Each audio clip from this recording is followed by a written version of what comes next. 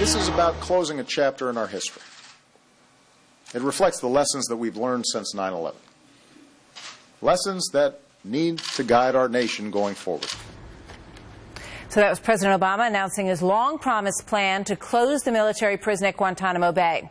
The proposal facing widespread resistance in Congress, and not only from Republicans.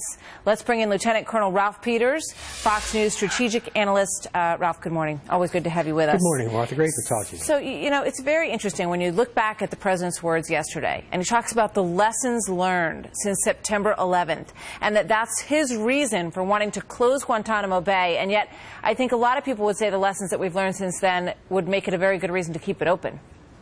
Yes, there's no question but that we need a facility like Guantanamo.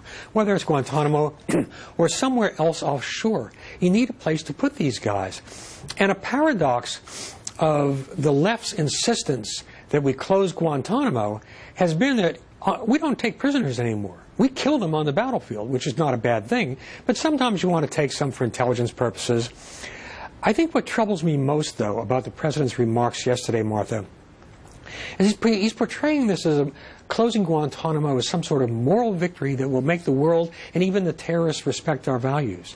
On the contrary, close Guantanamo and the terrorists will present it rightfully as a huge victory over the United States, that they forced us to close Guantanamo. So there are endless problems with this, from the magical accounting you heard from President Obama yesterday. I mean, he's not very good with financial figures, as we saw with Obamacare. Right down, he doesn't really know where he's going to put them. There's no plan, but he is desperate to cling to this one part of his legacy, that 2008 campaign promise, and it appears, to go back to your remarks, he appears to have learned almost nothing in 8 years or 7 years. You know, in terms of the reality of the practical need, which you just touched on, Ralph, which is that, you know, we are at war. The president has said that we're at war against ISIS. He wants to defeat and eliminate ISIS. So we're in the middle of that venture. So when you catch people who are involved in that, you're going to need somewhere to put those enemy combatants.